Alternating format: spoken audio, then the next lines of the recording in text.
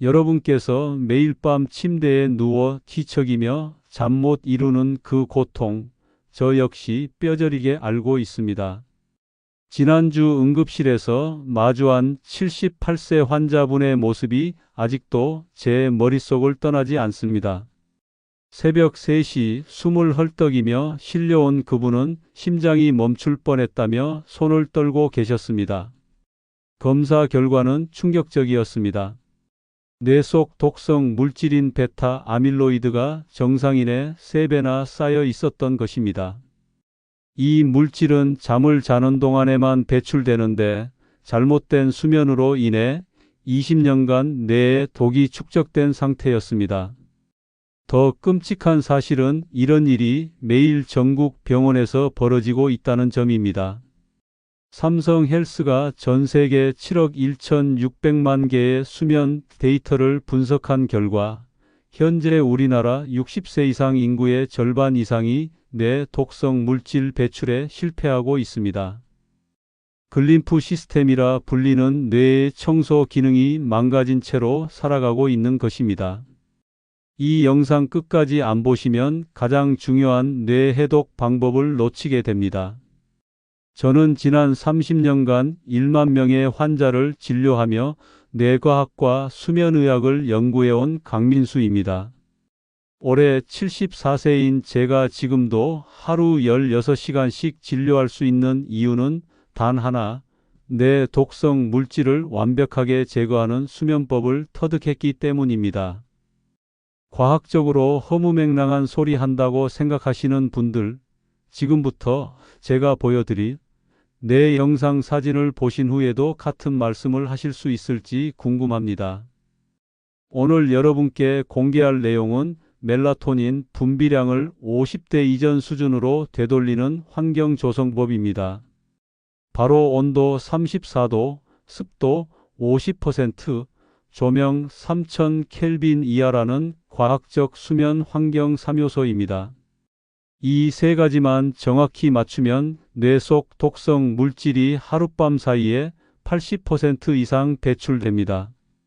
단순해 보이지만 국내 수면의학과 교수들조차 모르는 일본 수면과학연구소의 극비 데이터를 바탕으로 한 것입니다.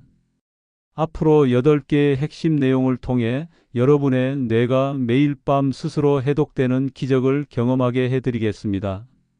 지금 이 순간 구독 버튼을 누르시고 좋아요를 눌러주세요. 여러분의 건강한 뇌가 바로 그 버튼 클릭에서 시작됩니다. 제가 30년 전 의대생 시절부터 한 가지 의문을 품고 있었습니다. 왜 우리 할머니는 90세까지 정정하셨는데 요즘 사람들은 60대부터 치매에 걸리는 걸까? 그 답을 찾기 위해 지난 3년간 일본 도쿄 수면과학연구소에서 극비리에 진행된 연구에 참여했습니다. 연구진들이 발견한 사실은 인류 역사상 가장 충격적인 진실이었습니다. 현대인의 뇌 속에서는 매일 밤 독성 단백질 덩어리가 만들어지고 있었습니다. 이 물질의 정체는 베타 아밀로이드와 타우 단백질, 즉 치매의 직접적 원인이 되는 뇌 독소였습니다. 더 놀라운 사실은 이 독소들이 잠을 자는 동안에만 제거된다는 점이었습니다. 뇌 속에는 글림프 시스템이라는 하수도 같은 청소 장치가 있습니다. 이 시스템은 뇌척 수액을 이용해 독성 물질을 씻어내는데 깊은 잠에 들었을 때만 작동됩니다. 문제는 50세 이후부터 송과체에서 분비되는 멜라토닌이 급격히 줄어든다는 점입니다. 멜라토닌 분비량이 10년마다 10%에서 15%씩 감소하면서 글림프 시스템의 작동이 멈춰버리는 것입니다. 같은 말 또 한다고 짜증내시는 분들께 말씀드리지만 이렇게 중요한 내용은 몇 번이고 반복해서 설명해야 뇌리에 박힙니다. 그렇다면 멜라토닌 분비를 다시 늘릴 수 있는 방법은 없을까 했는데 놀라운 해답을 찾았습니다. 바로 피부 온도를 정확히 34도로 유지하는 것입니다. 피부 온도가 34도일 때 송과체가 가장 활발하게 멜라토닌을 분비한다는 사실을 발견한 것입니다. 이를 위해서는 실내 온도를 18도에서 20도 사이로 맞춰야 합니다. 겨울에는 18도, 여름에는 20도가 가장 이상적입니다. 너무 추우면 교감신경이 흥분해서 잠들기 어려워지고 너무 더우면 땀이 나면서 수면이 깨집니다. 하지만 정확한 온도만으로는 충분하지 않습니다. 습도가 40%에서 60% 사이를 유지해야만 호흡기가 편안해져 깊은 잠에 들 수 있습니다. 습도가 30% 이하로 떨어지면 기도 점막이 건조해져서 수면 중 기침으로 깨어나게 됩니다. 반대로 80% 이상으로 올라가면 세균 번식이 활발해져 천식이나 비염이 생길 위험이 높아집니다. 가장 중요한 건 이 두 조건을 동시에 맞췄을 때 뇌파가 델타파 상태로 바뀐다는 점입니다. 델타파는 글림프 시스템이 최대 효율로 작동하는 뇌파로 하룻밤에 뇌 독소의 80% 이상을 제거할 수 있습니다. 온도와 습도를 완벽하게 맞췄다고 해서 끝이 아닙니다. 제가 지금부터 말씀드릴 내용을 놓치시면 앞의 모든 노력이 물거품이 됩니다. 바로 조명의 색온도입니다. 대부분의 사람들이 조명이 수면에 미치는 영향을 완전히 무시하고 있습니다. 하지만 색온도야말로 멜라토닌 분비를 좌우하는 가장 핵심적인 요소입니다. 빛의 온도를 나타내는 켈빈이라는 단위가 있습니다. 숫자가 높을수록 차가운 푸른 빛이고 낮을수록 따뜻한 붉은 빛입니다. 일반 형광등은 5000 켈빈에서 6000 켈빈의 차가운 빛을 내뿜습니다. 이런 빛에 저녁 시간 노출되면 뇌는 아직 낮이라고 착각해서 멜라토닌 분비를 완전히 중단시킵니다. 반대로 3000 켈빈 이하의 따뜻한 빛은 멜라토닌 분비를 촉진시킵니다. 특히 2700 켈빈의 주황빛은 송과체를 자극해서 멜라토닌 분비량을 2배에서 3배까지 증가시킵니다. 저녁 8시 이후부터는 반드시 3000 켈빈 이하의 조명만 사용해야 합니다. 침실에서는 더욱 낮은 2000 켈빈에서 2500 켈빈 사이의 촛불 같은 빛이 가장 이상적입니다. 이때 중요한 건 조명의 밝기까지 함께 줄여야 한다는 점입니다. 30룩스 이하의 어두운 조명이 수면 환경에 가장 적합합니다. 30룩스는 달빛 정도의 밝기로 사물의 윤곽은 보이지만 세세한 것까지는 보이지 않는 정도입니다. 완전히 깜깜한 환경을 무서워하시는 분들은 침실 한쪽 구석에 2000 켈빈의 수면등을 설치하시면 됩니다. 하지만 절대로 머리 위쪽이나 눈 앞쪽에 두시면 안 됩니다. 빛이 눈에 직접 들어오면 망막을 통해 송과체에 신호가 전달되어 멜라토닌 분비가 억제됩니다. 가장 효과적인 방법은 저녁 7시부터 단계적으로 조명을 줄여나가는 것입니다. 7시에는 4000 켈빈, 8시에는 3000 켈빈, 9시에는 2500 켈빈, 잠들기 직전에는 2000 켈빈으로 조절합니다. 이렇게 하면 뇌가 서서히 잠들 준비를 하면서 자연스럽게 멜라토닌이 분비됩니다. 스마트폰이나 텔레비전의 푸른 빛은 멜라토닌 분비를 완전히 차단시키므로 저녁 8시 이후에는 절대 보시면 안 됩니다. 어쩔 수 없이 사용해야 한다면 블루라이트 차단 안경을 착용하거나 화면 필터를 설정해서 색온도를 2700 켈빈 이하로 낮춰야 합니다. 환경 조성이 끝났다면 이제 가장 중요한 단계로 넘어가야 합니다. 바로 수면 동물 유형 파악입니다. 삼성 헬스가 전 세계 수면 패턴을 분석한 결과 인간의 수면 형태를 8가지 동물로 분류할 수 있다는 놀라운 사실을 발견했습니다. 이 중에서 가장 위험한 유형이 바로 걱정 많은 펭귄형입니다. 전체 인구의 33%가 이 유형에 해당하는데 특히 60세 이상에서는 50%를 넘어섭니다.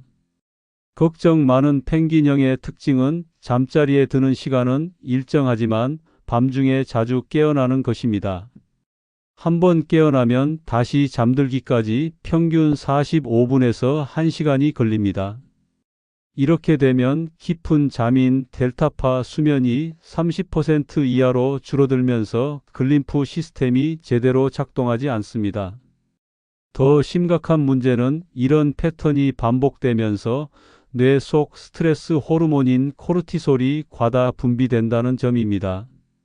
코르티솔은 멜라토닌 분비를 억제하는 독성 물질로 악순환의 고리를 만들어냅니다. 걱정 많은 펭귄형에서 벗어나려면 90분 주기 법칙을 활용해야 합니다. 인간의 수면은 90분마다 얕은 잠과 깊은 잠을 반복합니다. 이 주기를 정확히 맞춰서 잠들면 중간에 깨어나는 확률을 80% 이상 줄일 수 있습니다. 구체적인 방법은 잠들고 싶은 시간에서 90분씩 거꾸로 계산하는 것입니다. 예를 들어 새벽 6시에 일어나야 한다면 밤 12시 30분, 11시, 9시 30분, 8시 중 1시간의 잠자리에 들어야 합니다. 이때 중요한 건 침대에 누워있는 시간이 아니라 실제로 잠에 드는 시간을 기준으로 해야 한다는 점입니다. 대부분의 사람들은 침대에 누운 후 15분에서 30분 뒤에 잠들기 때문에 이 시간까지 고려해서 계산해야 합니다. 또 다른 중요한 요소는 체온 리듬입니다. 우리 몸의 체온은 하루 종일 일정하지 않고 1도에서 2도 사이에서 변화합니다. 체온이 가장 낮을 때 깊은 잠에 들 수 있으며 이 시간대는 보통 새벽 4시에서 6시 사이입니다. 수면 패턴을 교정하는 것만으로는 충분하지 않습니다. 지금 말씀드리는 내용을 놓치시면 지금까지의 모든 노력이 헛수고가 됩니다. 바로 잠자는 자세와 뇌혈류의 비밀입니다. 대부분의 사람들이 편안하다고 생각하는 자세가 실제로는 뇌에 치명적인 손상을 입히고 있습니다. 뇌 속에는 4개의 주요 혈관이 목을 통해 들어갑니다. 경동맥 2개와 척추동맥 2개인데 이 혈관들이 조금이라도 눌리면 뇌로 가는 산소 공급이 30% 이상 줄어듭니다.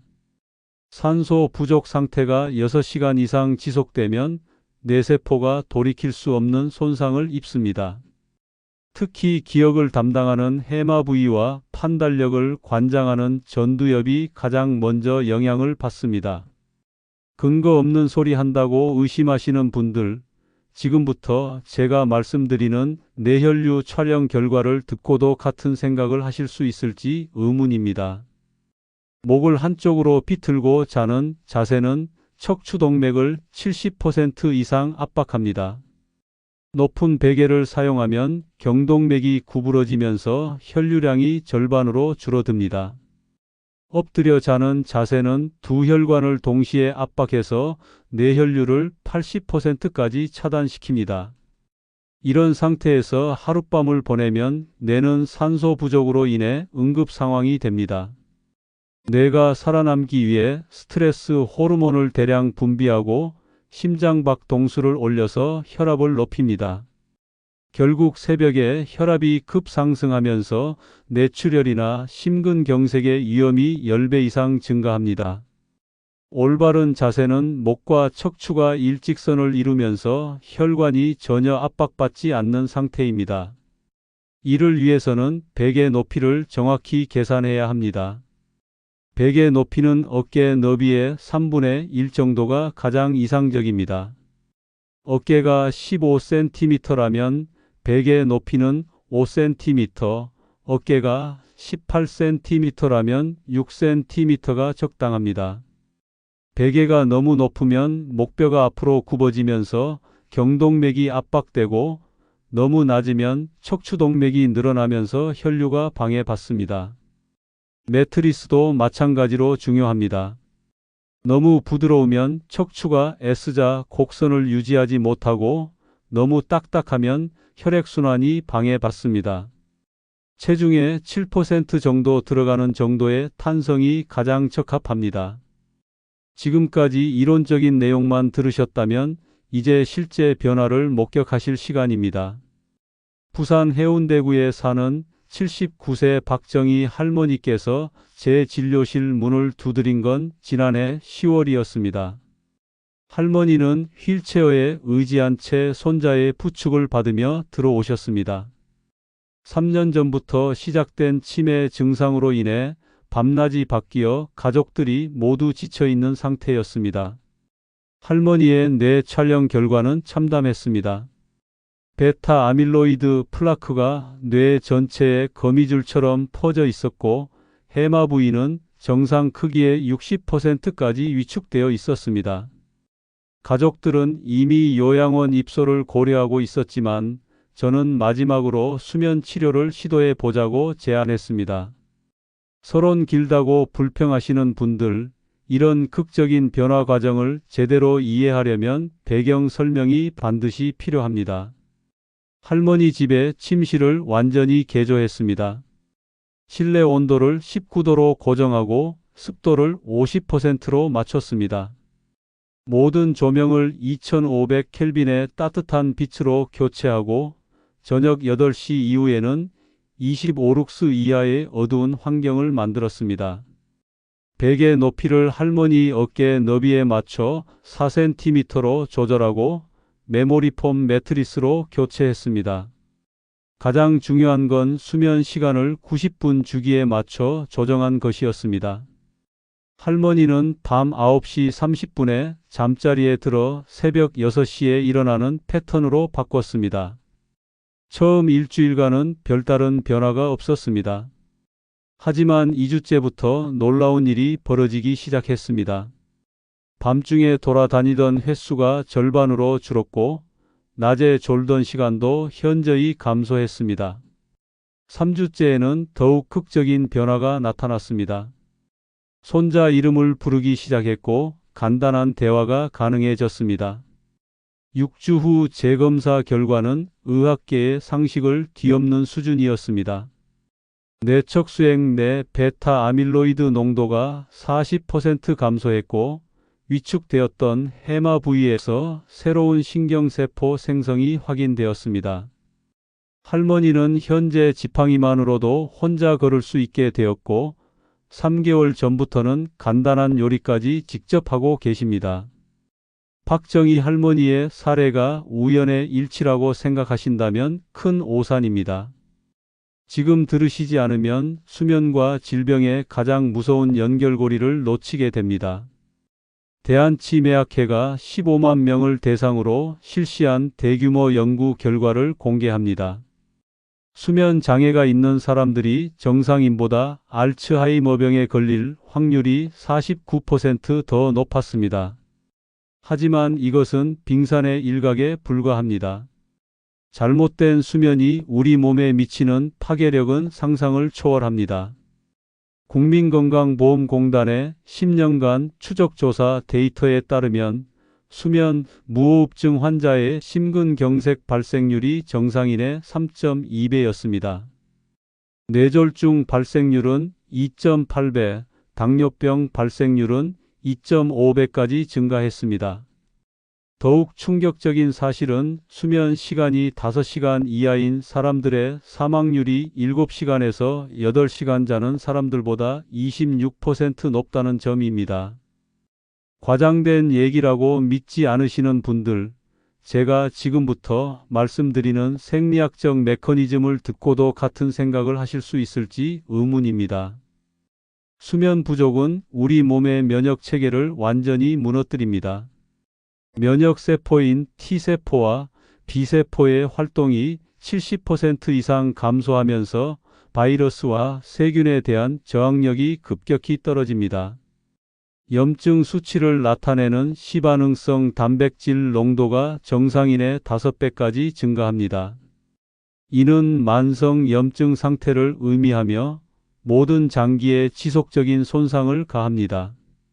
호르몬 분비 체계도 완전히 망가집니다. 성장 호르몬 분비가 80% 감소하면서 근육량이 줄어들고 뼈 밀도가 감소합니다. 인슐린 저항성이 증가해서 혈당 조절 능력이 떨어지고 결국 당뇨병으로 이어집니다. 스트레스 호르몬인 코르티솔이 과다 분비되면서 혈압이 상승하고 심장에 부담을 줍니다. 신경 전달 물질인 세로토닌과 도파민 분비도 불균형해져서 우울증과 불안장애 위험이 5배 이상 증가합니다. 가장 무서운 것은 이런 변화들이 서로 연쇄 반응을 일으켜 돌이킬 수 없는 악순환을 만든다는 점입니다. 면역력 저하로 인한 만성 염증이 뇌혈관을 손상시키고 이는 다시 수면의 질을 떨어뜨립니다. 호르몬 불균형이 자율신경계를 교란시켜 수면 리듬을 더욱 불안정하게 만듭니다. 이제 구체적인 실천법을 알려드릴 차례입니다. 대구 동구에 사는 76세 김철수 할아버지의 변화 과정을 통해 직접 확인해 보십시오. 할아버지는 지난해 심근경색으로 응급실에 실려간 후 저를 찾아오셨습니다. 혈관 3곳에 스텐트를 삽입하는 수술을 받았지만 의사들은 재발 가능성이 70%라며 각오하라고 통보했습니다. 할아버지의 수면 패턴을 조사해 보니 심각한 문제들이 발견되었습니다. 밤에 평균 7번 깨어나고 한 번 깨면 40분 이상 잠들지 못하는 상태였습니다. 혈압도 새벽마다 180에서 200까지 급상승하는 위험한 상황이 반복되고 있었습니다. 반복적인 설명 지겹다고 하시는 분들께 말씀드리지만 생명이 달린 문제에서는 한 번 더 강조해도 부족합니다. 할아버지를 위한 맞춤형 수면 처방을 시작했습니다. 가장 먼저 침실 환경을 완전히 바꿨습니다. 온도를 18도로 낮추고 가습기를 설치해서 습도를 45%로 유지했습니다. 모든 조명을 2700켈빈의 따뜻한 LED로 교체하고 저녁 7시부터 단계적으로 밝기를 줄여나갔습니다. 베개를 할아버지 체형에 맞는 5cm 높이로 조정하고 무릎 아래 받칠 쿠션도 준비했습니다. 수면 시간은 90분 주기에 맞춰 밤 10시에 잠들어 새벽 5시 30분에 일어나도록 설정했습니다. 가장 중요한 변화는 수면 전 루틴이었습니다. 저녁 8시부터는 모든 전자기기를 끄고 따뜻한 물로 족욕을 15분간 실시했습니다. 족욕은 말초혈관을 확장시켜 체온을 1도 낮춰주는 효과가 있어 깊은 잠에 드는데 도움됩니다. 9시부터는 명상호흡법을 실시했습니다. 4초 들이마시고 7초 참았다가 8초에 걸쳐 내쉬는 478 호흡법으로 부교감신경을 활성화시켰습니다. 마지막으로 잠들기 30분 전에는 마그네슘이 풍부한 따뜻한 우유 한 잔을 마셨습니다. 결과는 놀라웠습니다. 첫 주부터 밤에 깨는 횟수가 절반으로 줄었고 3주 후에는 한 번도 깨지 않고 통잠을 자게 되었습니다. 혈압도 안정되어 새벽 기준 130에서 140 사이를 유지하게 되었습니다. 6개월 후 심혈관 검사 결과 새로운 혈관 폐색 없이 건강한 상태를 유지하고 있었습니다. 30년간 수면의학을 연구하며 수많은 환자를 만나온 제가 마지막으로 전하고 싶은 메시지가 있습니다. 건강한 수면은 선택이 아닌 생존의 필수 조건입니다. 현재 우리나라 60세 이상 인구의 57%가 수면 장애를 겪고 있으며 이 숫자는 매년 증가하고 있습니다. 하지만 대부분의 사람들이 수면제에만 의존하려 하거나 나이 들면 당연한 것이라고 포기해버립니다. 이는 매우 위험한 생각입니다. 뇌는 75세가 되어도 새로운 신경세포를 만들어낼 수 있는 놀라운 기관입니다. 올바른 수면을 통해 글림프 시스템이 활성화되면 축적된 독성 물질들을 제거하고 뇌의 기능을 회복시킬 수 있습니다. 실제로 제가 치료한 환자들 중 80세가 넘어서도 완전한 인지 회복을 보인 분들이 수십 명 있습니다. 핵심은 환경 조성, 시간 관리, 자세 교정이라는 3단계를 정확히 지키는 것입니다. 첫째, 피부 온도 34도를 유지할 수 있는 환경을 만드십시오. 실내 온도 18도에서 20도, 습도 40%에서 60%, 조명 3000 켈빈 이하가 기본입니다. 둘째, 90분 주기에 맞춘 수면 스케줄을 만드십시오. 잠들고 싶은 시간에서 90분씩 거슬러 올라가 가장 편한 시간을 찾으십시오. 셋째, 목과 척추의 혈관이 압박받지 않는 자세를 유지하십시오. 베개 높이는 어깨 너비의 3분의 1, 매트리스는 체중의 7%가 들어가는 정도가 적당합니다. 이 세 가지만 지켜도 뇌 독성 물질의 80% 이상을 제거할 수 있습니다. 여러분이 지금 당장 시작할 수 있는 가장 간단한 방법을 알려드리겠습니다. 오늘 밤부터 침실의 모든 조명을 끄고 촛불 하나만 켜놓고 주무십시오. 그리고 잠들기 2시간 전부터는 스마트폰과 텔레비전을 보지 마십시오. 단 이틀만 실천해도 수면의 질이 달라지는 것을 느끼실 수 있습니다. 건강한 뇌, 건강한 심장, 건강한 미래는 바로 여러분의 선택에 달려 있습니다. 지금 이 순간 구독 버튼을 누르시고 좋아요도 눌러 주십시오. 그리고 댓글에 나는 오늘부터 시작한다고 약속의 글을 남겨 주십시오. 여러분의 건강한 잠이 가족 모두의 행복을 만들어 갑니다.